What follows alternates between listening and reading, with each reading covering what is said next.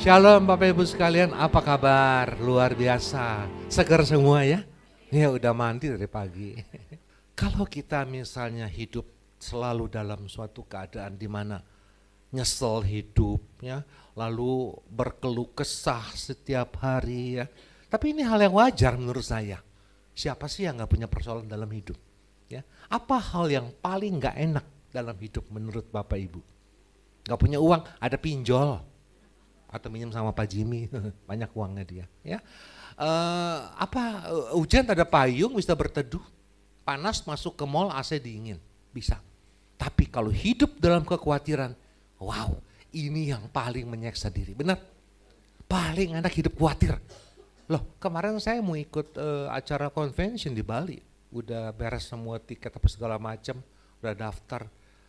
Baca di Google, di Detik, 2 pintu tol ke arah Cawang ditutup. Lah saya mau ke airport naik apa? Oke, itu bisa dibatalin. Tapi khawatir nih kalau meluas bagaimana huru haranya segala macam. Selalu dalam kekhawatiran. Ya, kita nggak munafik, kita nggak bisa hindari. Ya, ada keluarga sakit, ya, atau problem ekonomi, problem pekerjaan, problem bisnis. Pasti kita merasa khawatir. Nah ini yang menjadi permasalahan, ya. Kenapa? Ya kita berdoa, kita ke gereja, kita punya iman Kristen, iman percaya, tapi masih tetap khawatir. Ya bahkan saya cuma manusia, sama saya juga begitu. Benar, ya. Kita nggak bisa menghilangkan kekhawatiran dalam kehidupan. Ya, apapun yang terjadi, waktu COVID, apa nggak khawatir kena? Pasti kemana-mana pakai masker. Kenapa? Khawatir. Kalau nggak khawatir lepas aja, nggak usah pakai masker, gitu. Ya jadi memang kehidupan ini partnernya adalah khawatir. Nah, yang kita harus sadari sebenarnya, kalau kita ingin hidup, katanya kan mau cari damai sejahtera, bukan cari kaya loh, ya cari damai sejahtera. Itu musuh utamanya khawatir. Nah ini kita mau bahas hari ini ya, mengenai topik tentang kekhawatiran, ya sesuatu hal yang sangat manusiawi ya, selalu khawatir. Selalu khawatir, ya saya juga. Padahal hidup hanya satu kali kesempatan kan? Ada yang 2 kali nggak kesempatan sini? Saya mau belajar, cuman sekali. Anak-anak muda, topik ini waktu itu saya juga bisa timbul ide waktu remaja minta saya untuk pelayanan. Pak, apa topiknya? YOLO Pak, YOLO, YOLO. Apa tuh YOLO? Saya bilang, ya kan gua udah tua, mana ngerti gitu-gituan. You only live once, itu bahasa Jawanya. Kau hanya hidup sekali. Bener juga ya. Iya loh, you only live once. Kita hidup hanya sekali. Oke, nah kita bahas mengenai kekhawatiran ya. Seperti biasa saya akan mencoba membangun anti klimaks sampai nanti kita mengerti ya. Bukan berarti saya katakan nggak usah khawatir Pak, Bapak ngomong enak aja. Ya, nggak gampang memang ya. Oke, kita lihat definisinya atau masalah kekhawatiran. Kekhawatiran adalah perasaan cemas atau takut tentang hal-hal yang mungkin terjadi di masa yang akan datang, walaupun tidak diketahui apa yang terjadi, betul kan? Waduh, ini sakit, umur saya tinggal berapa bulan ya? Belum tentu juga mati loh. Atau enggak, saya sehat, atau mati. Itu khawatir ya. Jadi khawatir misalnya tentang hidup kita berapa lama, itu wajar. Ya, tetapi kalau ini terus menekan hidup kita setiap hari, gila kita lama-lama. Gua kapan mati ya? Nggak ada yang tahu.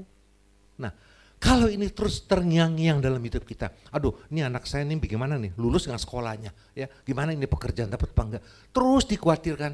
Ya wajar, tetapi saya bilang, kalau itu terus-terusan, padahal belum tentu terjadi, lo gimana? Kayak kemarin kejadian demo di Jakarta besar-besaran luar biasa. Waduh kita khawatir nih kejadian seperti tahun 98 terjadi lagi gimana. Saya lihat mall, wih dijagain tentara atau gimana ya. Khawatir, walaupun belum tentu terjadi apa-apa kan. Dan ternyata nggak terjadi apa-apa. Tapi anak saya udah liput, Pak jangan kemana-mana. Ya mau kemana, ya mana demo. Khawatir dan khawatir. Ya. Yang kedua khawatir tuh, penghadang untuk hidup dalam damai sejahtera dan sukacita. Nggak ada sukacita. Waktu COVID, aduh saya kadang-kadang saya salah sih ngomong ya. Saya bilang sama teman-teman, gila kita buang usia 3 tahun nih, nggak ngapa-ngapain. Bener, tapi akhirnya apa kalau saya bicara terus seperti itu, saya punya mindset pemikiran seperti itu, saya hidup nggak damai sejahtera. Padahal saya bayangkan waktu COVID enak, work from home, ya digaji tetap jalan, di rumah santai nonton tidur siang, mestinya happy kan? Ya, tapi anyway, memang kekhawatiran membuat kita tidak hidup damai sejahtera. Ingat ya Bapak Ibu sekalian, untuk mati nggak perlu sakit, dan untuk mati tidak perlu tua. Ya ini menghibur diri saya udah tua. Ya. Oke, yang ketiga, kekhawatiran mempengaruhi keputusan di dalam menjalani kehidupan atau perilaku menghindar dan mencari solusi untuk mengurangi rasa cemas secara tidak benar. Hati-hati, karena khawatir akibatnya apa? Kalau bahasa kerennya cari pelarian, betul kan? Ya, beberapa orang yang tertangkap karena narkoba, sabu ditanya, kenapa kamu terjebak dalam narkoba? Ya saya hidup berapa pelarian Pak, cari hiburan. Hati-hati. Kenapa? Khawatir. Banyak sekali ya. Contoh orang yang terjebak dalam suatu proses pengambilan keputusan yang salah dalam hidup karena selalu khawatir. Dan manusia kan biar gimana pun, akuilah secara jujur Bapak Ibu, kita pasti mencari sesuatu yang nyaman kan? Mencari sesuatu yang enak dalam hidup, itu pasti. Nah begitu ditimpa suatu masalah, mikir dah, aduh nih gua kayaknya gak bisa pecahkan, nah udah dah gua cari pelampiasan. Banyak yang seperti itu. Oke, ya. Nah ini kekhawatiran yang terjadi dalam hidup kita. Ya akuilah dan ini ada. Nah, lalu kita lihat, lalu Pak kalau begitu apa khawatir tuh gak benar? Apakah kekhawatiran adalah hal yang wajar? Benar atau enggak sih? Ya tadi kita sudah lihat bagaimana kekhawatiran itu merupakan momok dalam hidup yang membuat kita tidak damai sejahtera, bisa salah ngambil keputusan, tidak sukacita itu. Lalu khawatir tuh wajar gak sih sebenarnya? Ini pertanyaan yang agak mengandung unsur psikologi kepada kita. Yang pertama, yang terjadi kalau kita khawatir ya, itu pertama adalah rasa tidak aman dan selalu dalam ketidakpastian, betul? Rasa nggak pernah aman. Ini ada demo, kalau saya pergi ke sono aman apa enggak? Selalu ada punya perasaan seperti itu. Di sini bukan berarti kita harus nekat, bodoh amat terobos terus, bukan. Kita punya hikmat dari Tuhan, betul? Udah tahu sakit kolesterol, darah tinggi, ya kemudian trigliserid tinggi, makanya duren, jeroan segala macam. Udah gitu mau makan pakai bilang lagi, dalam nama Yesus aman. Kurang ajar tuh namanya. Itu kan punya hikmat ya. Tapi kalau kita khawatir, rasa tidak aman dan dalam ketidakpastian itu hidup paling gak enak Bapak Ibu sekalian. Paling gak enak, jujur dah. Saya udah 70 tahun ya, tahun depan 71. Ngalamin kalau hidup paling gak enak tuh apa? Orang tanya saya, kalau udah gak ada kepastian. Saya apalagi tipe orang yang konservatif, Pak Jimmy tahu, satu kantor sama saya dulu ya. Itu saya ingin sesuatu yang pasti, pasti dengan iman pasti ya, itu loh penting sekali. Ya, yang kedua, contoh dulu, pasti itu apa? Misalnya saya sakit, ya, lalu saya tahu dengan yakin dari hikmat dari Tuhan, saya tidak boleh melakukan ini. Itu saya lakukan, itu hikmat. Nah ini apa? Memberi saya kepastian. Ya, saya terus terang udah anggota Lord of the Ring, udah pasang ring nih 4, ya toh? Nah jadi dokter bilang dulu saya hobi olahraga. Dokter bilang kamu cuma boleh jalan pagi. Nah saya dikasih hikmat. Berarti pasti kalau saya turutin hanya olahraga jalan kaki, saya punya keyakinan iman, maka jantung saya aman, betul? Walaupun tetap di lain sisi saya bilang up to you Tuhan. Gitu ya. Jadi kita punya kepastian. Yang kedua, kekhawatiran itu wajar terjadi. Kenapa? Yang terjadi adalah khawatir berkelebihan karena keadaan yang dihadapi.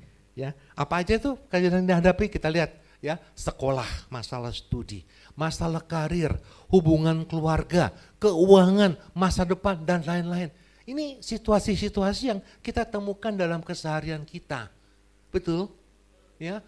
Anak saya waktu sekolah di Melbourne, ya saya pikir saya sama istri sama-sama akuntan nih, ya ahli keuangan, bukannya banyak uang, ahli keuangan. Anak saya ya jadi akuntan lah minimum sekolah, baru setahun sekolah. Pak, mah nggak sanggup tuh, Pak, nggak demen katanya ngitungin uang melulu, lah. Akhirnya dia ambil marketing communication dan sukses sampai S2. Nah, itu loh. Jadi banyak kekhawatiran. Saya khawatir masa mama papanya akuntan, anaknya nggak akuntan. Khawatir kan, padahal salah kekhawatiran itu. leave it to him, leave it to her, maunya apa. Dan berhasil. Ya. Nah, jadi ini Bapak Ibu sekalian, kekhawatiran tuh wajar, tapi yang terjadi kalau khawatir terus seperti ini. Dan kekhawatiran banyak sekali dalam kehidupan kita. Kita khawatir nih, ini dengarnya minggu ini Badan Meteorologi dan Geofisika meramalkan akan hujan lebat dan besar sekali di mana-mana. Langsung khawatir, banjir nggak ya segala macam ya, khawatir dulu takut. Ya gimana, lalu kalau udah terjadi, so what saya bilang, mau bagaimana? Ya, yang ketiga ya, kekhawatiran yang terjadi wajar, tapi yang terjadi apa kalau kita khawatir? Kehilangan akal sehat dan arah tujuan hidup. Sayang Bapak Ibu sekalian, ya akal sehat kita hilang kalau kita tuh selalu khawatir. Saya katakan berkali-kali, bukan khawatir itu bisa hilang 1000%, nggak bakal bisa.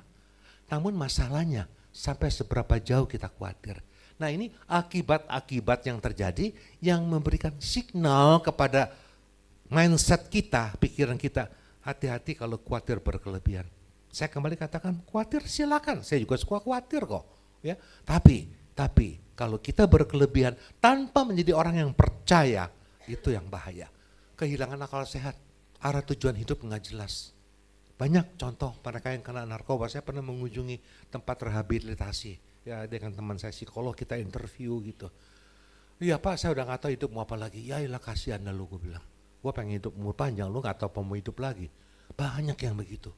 Dan saya bilang kasihan. Bukan kasihan aja, dia menyia-nyiakan anugerah kehidupan dari Tuhan. Ya, yang keempat, yang terjadi kalau kita terus berkhawatir, menyesali kehidupan ini yang paling bahaya. Dia lompat dah bunuh diri. Banyak. Gue nyesel dah hidup katanya. Gue nyesel dah dilahirkan. Saya bilang kualat lu ngomong kayak begitu. Ya Tuhan sudah kasih kehidupan. Kok kita sesali? Berarti apa? Kita tidak mengenal identitas diri kita siapa. Ini kalau kekhawatiran berkelebihan. Ya. Nah yang kelima terakhir.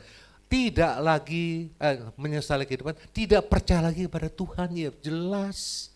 Kalau kita khawatir terus berkelebihan dengan segala macam, habis akibatnya kehilangan akal sehat, nggak tahu tujuan hidup, nekat, berarti kita nggak percaya sama Tuhan lagi. Ini ujungnya pedes ya, nggak percaya sama Tuhan lagi ya. Nah itu dia. Kalau kita khawatir dan khawatir. Ya.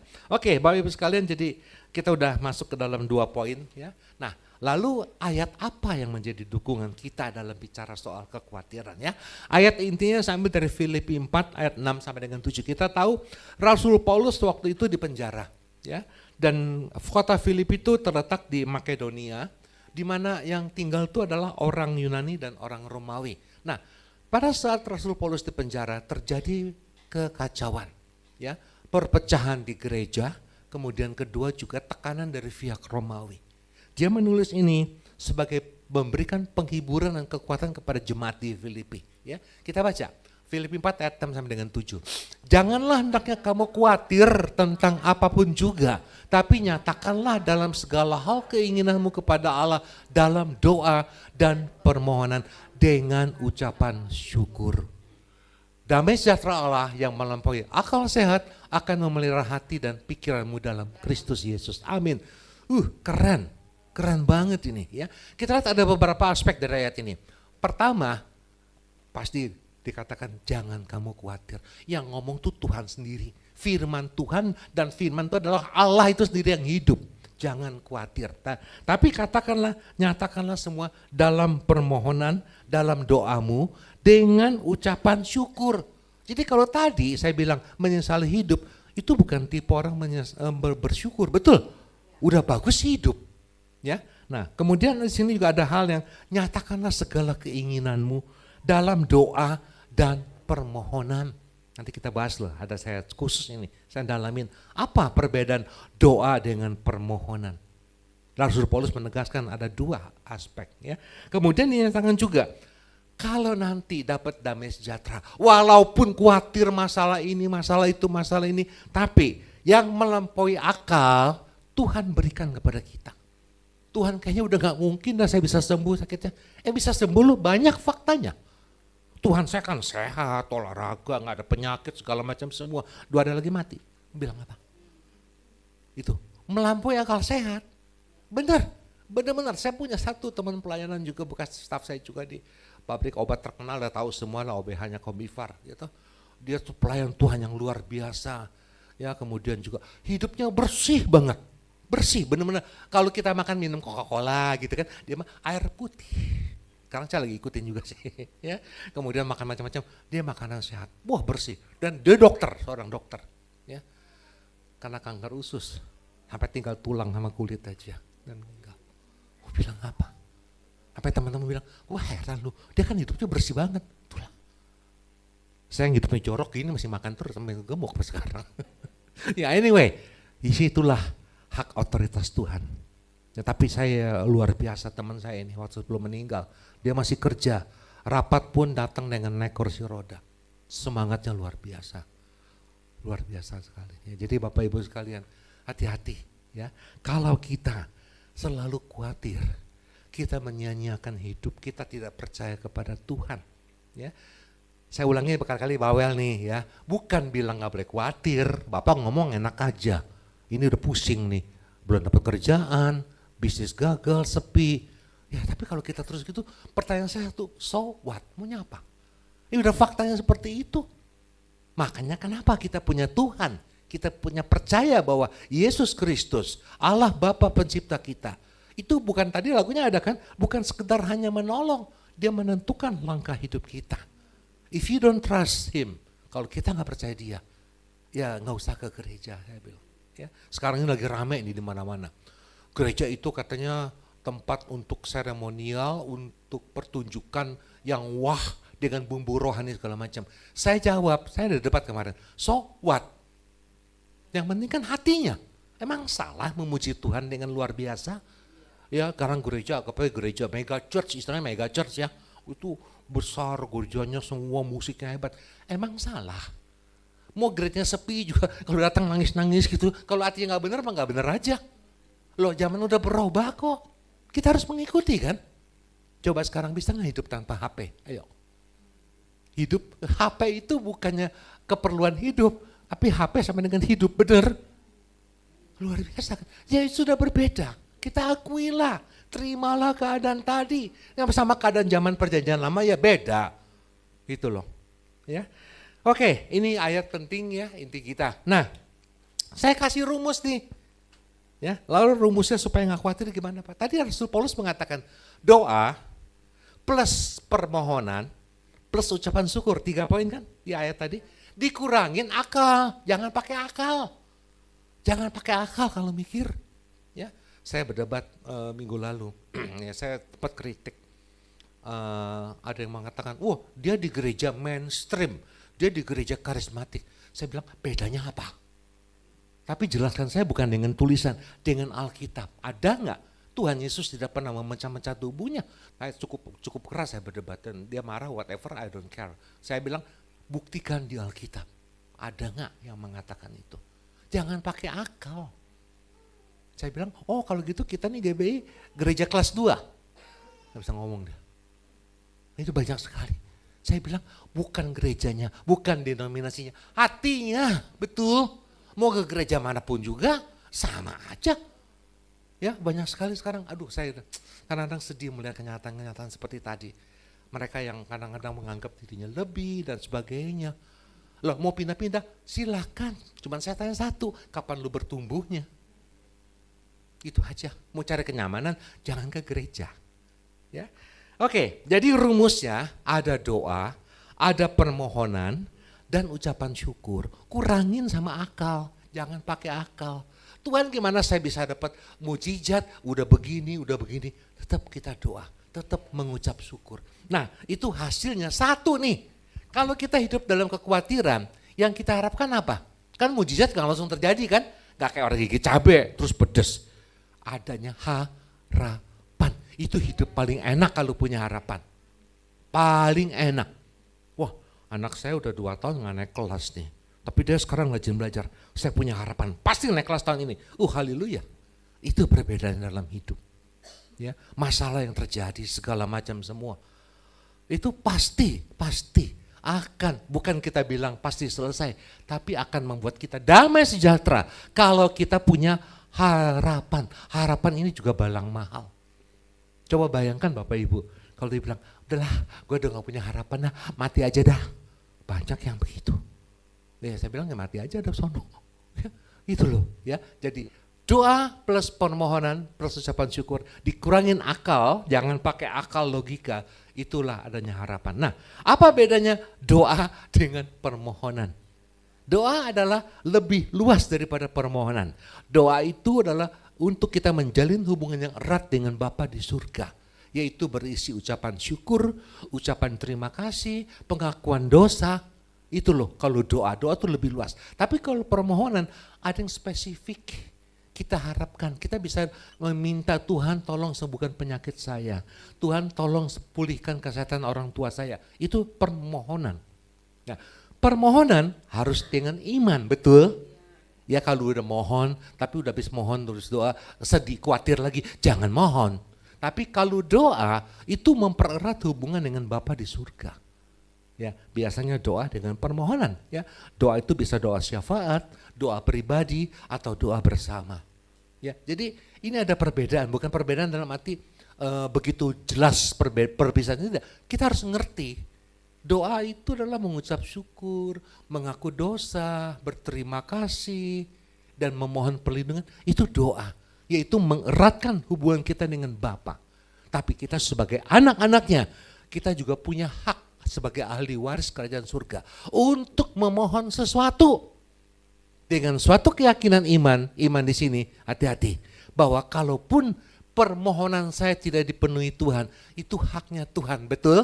Tetap sukacita hati kita. Jangan pernah ngomong, gua ada doa siang malam pagi sore segala macam jungkir balik, kok kagak dikabul-kabulin. Itu haknya Tuhan. Itu rencana Tuhan, ya. Oke. Nah, Bapak Ibu sekalian, ayatnya jelas di sini ya mengenai rumus ini, itu di Roma 15 ayat 13. Semoga Allah sumber pengharapan memenuhi kamu dengan segala sukacita dan damai sejahtera dalam iman kamu, supaya oleh kekuatan Roh Kudus kamu berlimpah-limpah dalam pengharapan. Wow, saya cuma bilang, wow, pengharapan. Ya, kalau kita hidup udah punya pengharapan, udah paling enak. Ini ntar lagi lapar jam makan siang nih, punya harapan apa? Aku mau makan soto, happy kan? Itu pasti, walaupun hal yang kecil tapi ada suatu harapan. Kenapa? Harapan itu yang membuat kita bersemangat. Ya, banyak orang yang sakit cancer bisa sembuh. Kenapa? Semangat hidupnya. Dia bilang, saya tetap berkeinginan hidup panjang. Bisa loh. Ya, tapi kalau sudah langsung berkeluh kesah, matilah dia. Ya, oke. Bapak Ibu sekalian luar biasa ya. Nah sekarang singkat aja saya mau uraikan bagaimana cara menghilangkan kekhawatiran. Saya bukan Tuhan ya, saya cuma memetik dari Alkitab. Ya karena bagi saya kebenaran satu-satunya adalah Alkitab. Ya kemarin saya waktu berdebat gereja karismatik sama gereja mainstream. Wah Bapak baca nih bukunya gini. Saya nggak mau baca buku saya Alkitab. Itu kan tulisan manusia. Bikinnya pakai cocok logi tau nggak? Dicocok-cocokin cariin ayat. Nggak mau, saya bilang saya Alkitab, cari ayatnya yang mengatakan Yesus membentuk denominasi, ada GBI, ada GKI, nggak ada di gereja. Malah Petrus mengatakan, kesatuan tubuh Kristus jangan kau pecah-pecah. Oke, nomor 1, ya kehilangan kekhawatiran. Ini bukan saya kasih resep loh, ya, cuman saya menguraikan dari Alkitab, kebenaran Alkitab. Pertama, adanya pengharapan, tuh saya ulangin. Karena apa? Kenapa Pak? Kalau kita khawatir, lalu kita damai sejahtera kalau punya pengharapan. Karena pertama, harapan memberi kekuatan di tengah penderitaan, masalah kehidupan, dan menghadapi masa depan. Hanya satu, kita nggak tahu masa depan kita. Kita nggak tahu masalah ini bagaimana memecahkannya. Kecuali punya harapan. Itu paling enak hidup seperti itu. Bahwa harapan kita nggak tercapai, kita juga punya iman, itu haknya Tuhan. Waktu ibu saya kena COVID, wah saya udah jungkir balik sujud sampai dengkulnya pegel, berdoa minta tolong Tuhan jamah, tapi Tuhan tetap panggil pulang. Tetap saya sukacita, oh ya itu haknya Tuhan, saya nggak bisa apa-apa. Tuhan duit saya banyak nih, tolong dong sembuhin, kagak bisa. Ya, yang kedua, adanya pengharapan ini menjadi jangkar jiwa sebagai pegangan yang kokoh saat hidup tidak menentu. Kalau kita lagi problem, kita misalnya ginilah kita sama orang tua kita waktu kecil, Ya, kita takut ini itu, tapi kita punya pegangan ayah, kan enak ya. Sekarang kita udah gede, pegangan kita Yesus Kristus. Itu ada jangkar pegangan. Kenapa? Pasti Tuhan kasih pemecahannya. Lagunya tadi udah nyanyi kan. Ya, tidak berkekurangan langkah yang kau tentukan dalam hidup kami. Itu dia. Jadi kita punya pegangan. Paling enak hidup punya pegangan. Ya. Yang ketiga, adanya pengharapan dalam menghilangkan kekhawatiran, mendorong kehidupan yang kudus dan penuh semangat. Kalau udah punya problem, baru inget, iya gue dulu hidup kotor banget dah, sekarang mau hidup kudus, baru inget. Jadi mendorong, ya kenapa? Hidup kudus tuh bukan berarti seperti orang kudus yang haleluya haleluya kemana-mana, bukan. Hidup seturut firman-Nya. Ya, jadi adanya pengharapan itu mendorong kehidupan yang kudus, penuh semangat. Ya sekarang saya udah jadi orang suci ceritanya, orang bersih, saya ngikutin firman Tuhan, saya semangat hidup. Itu baru namanya manusia.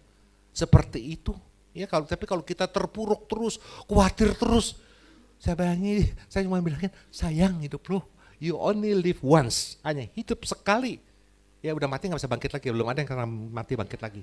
Ya, yang keempat, adanya pengharapan menghasilkan sukacita dan damai sejahtera yang tidak tergantung pada situasi dan kondisi.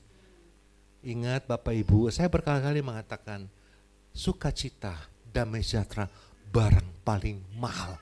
Dan dasar untuk membangun sukacita, damai sejahtera adalah pengharapan. Dengan adanya pengharapan, kita tenang. Itu loh, ya. Ini luar biasa. Resep-resep ini saya sangat pegang untuk kehidupan, terutama generasi muda. Ya, generasi muda yang kadang-kadang masih bilang, nggak tahu nih Om, masa depan saya gimana? Lu nggak tahu gimana masa depan, jangan hidup, saya bilang. Ya. Nah, yang kelima, harapan dalam Kristus adalah abadi. Jangan ngarep sama manusia. Jangan ngarep sama manusia. Harapan kepada Kristus. Ini pegangan yang paling tidak terbantahkan. Ya, oke, ini nomor 1. Cara menghilangkan kekhawatiran. Ada ayatnya loh, bukan karangan saya. Roma 8 ayat 24-26, silakan dibuka. Roma 8 ayat 24 sampai dengan 26.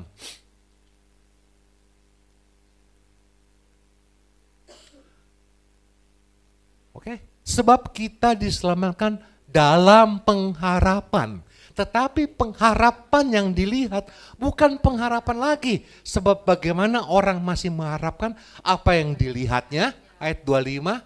Tapi jika kita mengharapkan apa yang tidak kita lihat, kita menantikannya dengan tekun, ayat 26. Demikian juga roh membantu kita dalam kelemahan kita. Sebab kita tidak tahu bagaimana sebenarnya harus berdoa. Tapi roh sendiri berdoa untuk kita kepada Allah dengan keluhan-keluhan yang tidak terucapkan. Tuh kata-kata pengharapan jelas sekali. Hanya berharap kepada Kristus. Ya, di sini istilahnya itu gak bisa berdoa, itu bukannya apa-apa. Cara berdoa yang benar, Roh Kudus akan membantu kita. Jadi saya bilang, saya pernah disuruh nyuruh orang, yuk kamu berdoa dong. Saya gak bisa doa Pak. Lah kenapa jadi orang Kristen? Emang kalau berdoa perlu kata-kata haleluya bergetar suaranya? Nggak perlu, suara hati. Ya ngomong sama Bapak ya ngomong apa adanya. Biarpun katanya terlompat-lompat, bahasanya nggak benar, itu nggak ada urusan. Roh Kudus akan menolong, menyampaikan kepada Bapak apa yang di hati kita mau. Ini penting sekali. Oke, yang terakhir nomor 2 mengenai pengharapan. Fokus kepada Tuhan dan tujuan hidup. Ini dia kuncinya. Tadi yang satu pengharapan. Yang simpel aja kok. Fokus kepada Tuhan. Ya, bahwa hidup kita ini fokus kepada Tuhan gini. Saya punya cara nih. Saya diciptakan oleh Tuhan. Pemilik hidup saya adalah Tuhan. Apapun yang terjadi dalam hidup saya itu semuanya adalah Tuhan yang ngatur. Selesai. Itu fokus kepada Tuhan. Ya, tapi jangan kita fokus, gue nasib gini jelek gara-gara bapak gue yang lahirin gue nih, ibu gue yang lahirin kayak begini.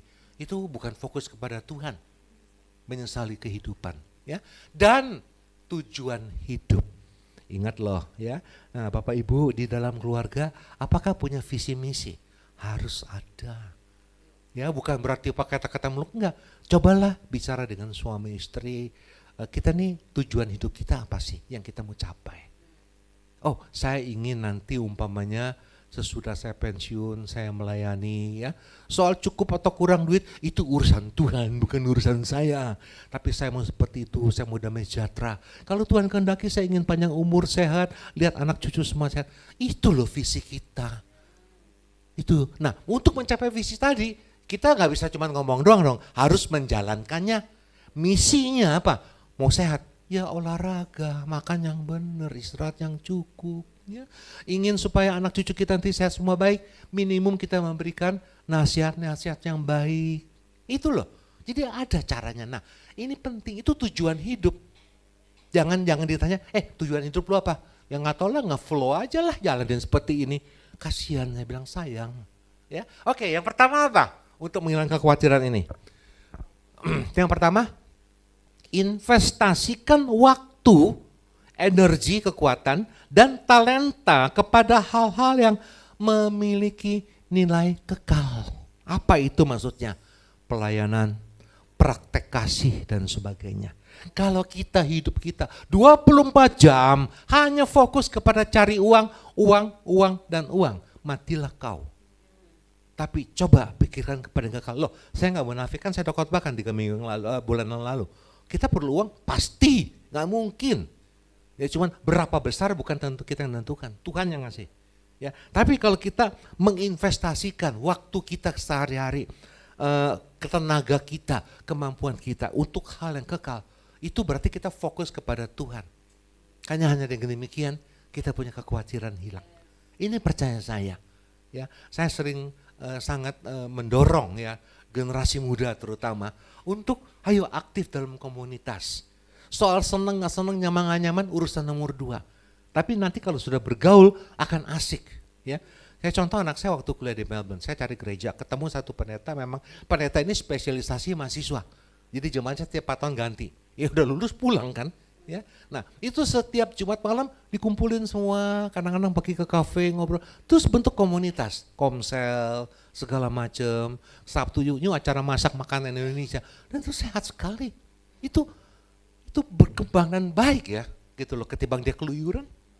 Ya. Oke, yang kedua, percaya bahwa Tuhan punya rencana yang indah pada waktunya. Ini bagian kedua dari harapan. Harapan saya seperti ini. Gimana ya? Tuhan punya rencana. Ingat Roma 8 ayat 28. Tuhan turut bekerja untuk mendatangkan kebaikan. Nggak ada kata-kata di Alkitab, Tuhan bekerja untuk membuat kamu sengsara. Orono, yang ada mendatangkan kebaikan. Nah, Tuhan kita percaya, dia punya rencana dan akan indah pada waktunya. Sungguh, saya terus terang baru pensiun tahun yang lalu, setahun sampai 2 tahun. Saya sangat happy. Kenapa? Rencana Tuhan itu luar biasa. Ya sekarang saya tidak mau membanggakan diri itu sombong, mencuri kemuliaan Tuhan. Saya punya pelayanan, saya masuk sampai ke Sydney, ke Taiwan, ke Kuching, Malaysia, ini juga padat, saya mesti ke Madiun, Ponorogo, kemudian ke Makassar. Puji Tuhan. Ya, kenapa? Teman saya ada yang kasihan dah, udah pensiun jadi kurus, pusing, kumal. Saya bilang salah, kenapa? Gua nggak tahu mau ngapain ini, katanya itu salah ya. Berarti apa? Nggak menyiapkan visi hidup dari awal. Visi hidup siapkan. Istri saya pensiun lebih dulu. Dia juga kerja sejak sama-sama masing kuliah udah pada kerja suami istri. Yang ngumpulin duit tapi kurang gimana? Gitu. Tapi dia saya suruh dia pensiun duluan. Waktu itu 6 tahun yang lalu. Ya dia dulu lama banget kerja. Saya bilang mau ngapain lagi sih? Udahlah coba nikmati hidup, ada cucu segala macam. Komplain. Gue kan nganggur ngapain? Gue kan tiap hari sibuk katanya. Nganggur ngapain? Sekarang lebih sibuk daripada kerja. Kaum wanita lah, inilah itu, dan enjoy, we are not, nggak stres gitu loh. Ya, soal makan, berapa banyak sih makan sehari? Ayo, berapa banyak? Ya, oke, jadi kita percaya Tuhan punya rencana, tapi kita harus punya hikmat, siapin dari sekarang, siapkan semuanya dengan pengharapan, ya. Yang ketiga, tidak mengandalkan kepada kekuatan sendiri. Coba itu yang korupsi miliaran triliunan, duitnya banyak. Lalu bisa ngandelin kekuatan sendiri? Gak bisa. Ya, orang sakit duitnya banyak, tolong dokter, duit saya banyak, tambah umur saya 10 tahun lagi. Gak bisa, bener gak bisa. Ya, saya kan hebat posisi saya udah bergelar sekolah di luar negeri segala macam. Gak bisa apa-apa. Hanya kita mengandalkan Tuhan. Itu satu-satunya kunci. Ya, pengharapan hanya kepada Tuhan. Ya, itu penting sekali. Dan dengan kita mengharap kepada Tuhan, tidak mengenakan diri sendiri, kita nggak khawatir lagi. Jangan sombong. Gue bisa kerja sendiri. Banyak yang jatuh hanya karena seperti itu. Yang keempat, ya. Fokus kepada Tuhan dan tujuan hidup. Keempat, Tuhan mempunyai hak otoritas untuk menentukan kelak kita akan menjadi apa dan siapa. Bagaimana kehidupan kita dan berapa besar berkat yang kita terima. Ini adalah uraian daripada hidup bersyukur. Bersyukur itu nggak gampang loh penerjemahan secara alkitabiahnya, luas sekali. Saya lagi bikin khotbah seri di gereja di Jatinegara mengenai bersyukur. Ya, bersyukur itu mengetahui Tuhan punya hak otoritas. Kita mengetahui kelak kita jadi apa, siapa, itu Tuhan yang ngatur, bukan kita. Ya, dan bagaimana kehidupan kita nih? Ya, lalu bagaimana berapa besar berkat yang kita terima, kaya atau miskin segala macam ukuran manusia, itu Tuhan yang ngatur. Ini loh, konsep bersyukur bisa jadi satu bahan khotbah yang menarik, luar biasa. Ya, saya senang sekali dalam hal membawakan firman Tuhan adalah kehidupan sehari-hari. Ya bukan berarti, tapi ada dasarnya adalah ini satu-satunya kebenaran yang ada.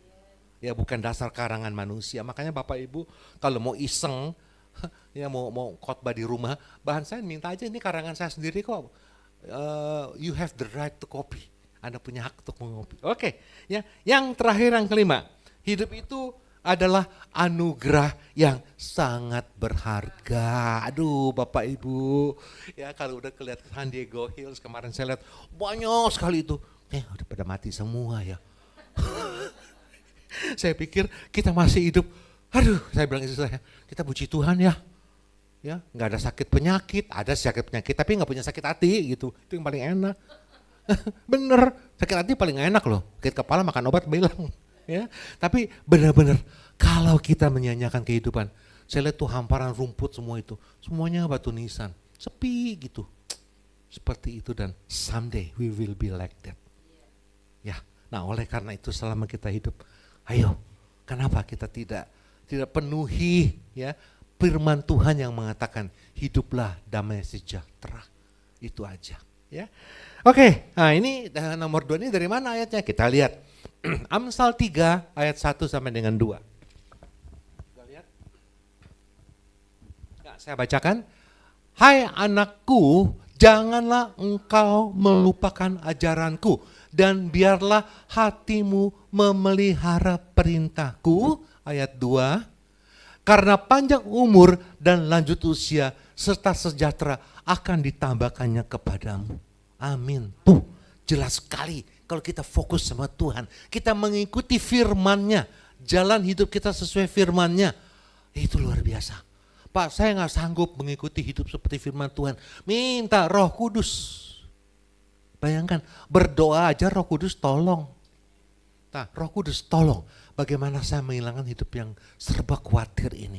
Roh Kudus pasti tolong. Ya, oke, Bapak Ibu sekalian, kita ke halaman terakhir aja. Ya Bapak Ibu kalau mau ini tulisan saya diambil ya, karena ini karangan murni saya, jadi nggak usah khawatir. Halaman terakhir aja Mas, maaf, nggak kelampai sore semua. Ya, mengapa kita tidak perlu khawatir, ini kunci utamanya ya. Pertama kita keluarkan, Tuhan memelihara semua ciptaannya dan kita berharga di mata Tuhan, itu pegangan utama. Karena Bapak Ibu di rumah misalnya melihara binatang peliharaan anjing atau apa, atau punya pohon, ya itu pasti kan dipelihara nggak? Dipelihara, kita aja manusia ciptaan Tuhan, dipelihara Tuhan. Itu yakin 1000%. Wah kalau punya pegangan seperti ini, kenapa gue mesti khawatir, goblok amat, itu dia. Yo, bahwa kita punya hidup ada masalah, itu Tuhan sedang membuat kita naik kelas. Tuhan mengizinkan itu terjadi. Tuhan gak pernah janji loh.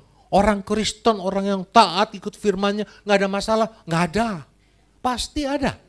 Ya, hanya bedanya kita punya kekuatan menghadapi masalah, luar biasa. Ya, ini Tuhan memelihara semua ciptaannya dan kita berharga di mana Tuhan sebagai ciptaannya. Kedua, kekhawatiran tidak menambah 1 jam pun umur kita.